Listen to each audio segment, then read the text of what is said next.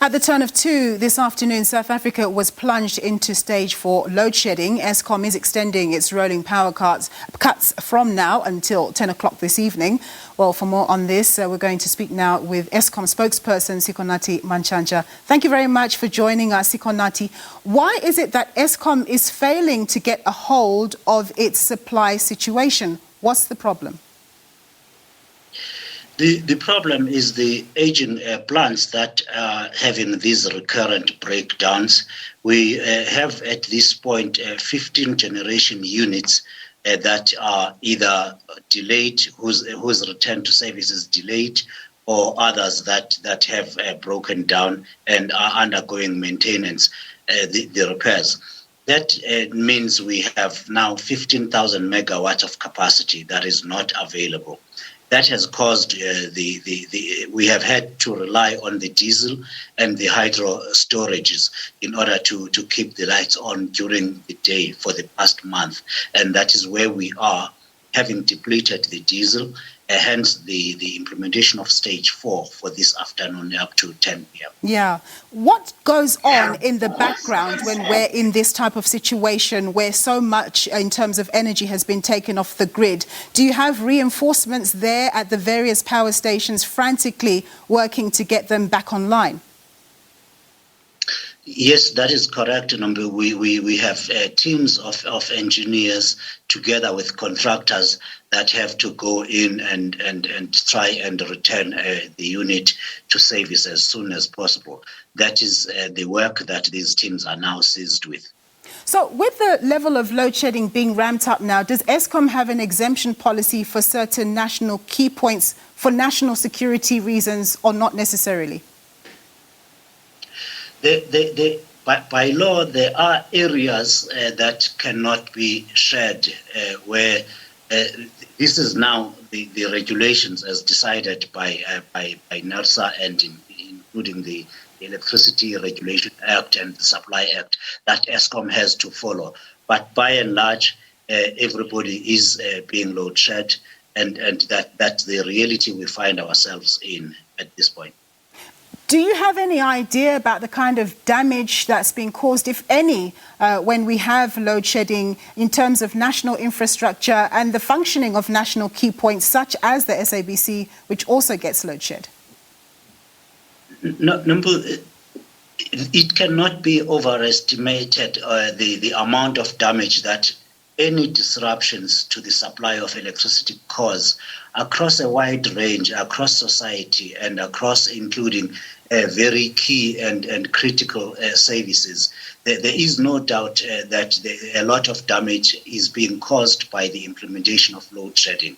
And Eskom would like to apologize to the people of South Africa for the inconvenience.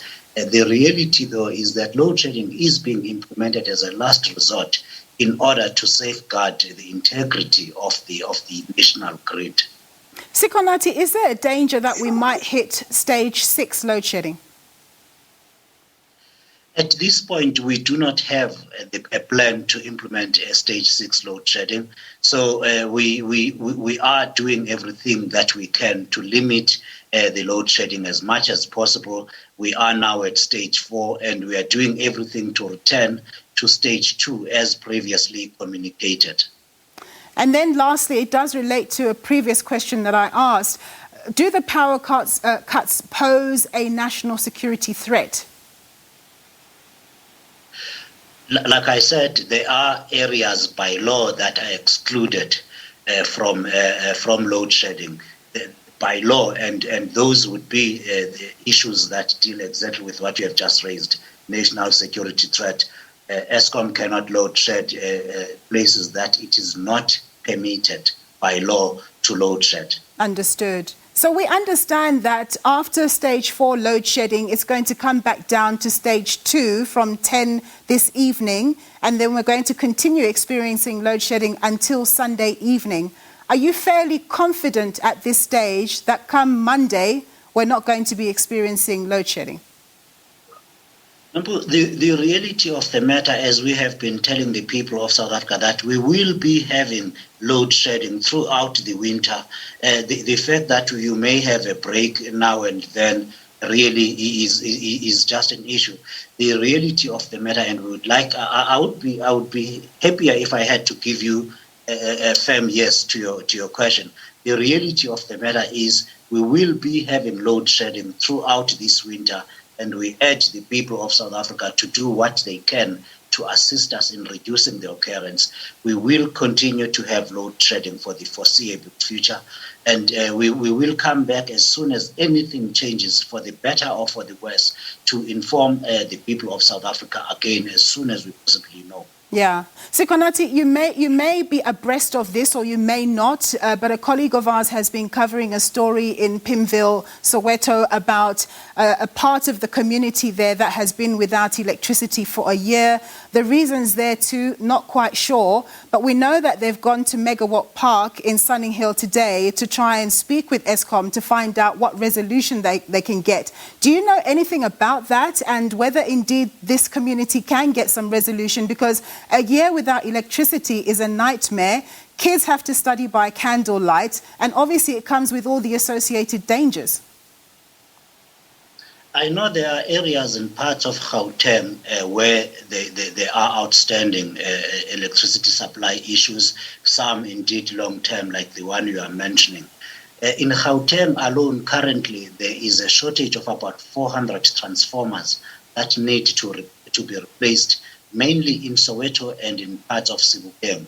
And Eskom is doing everything that it can to replace those.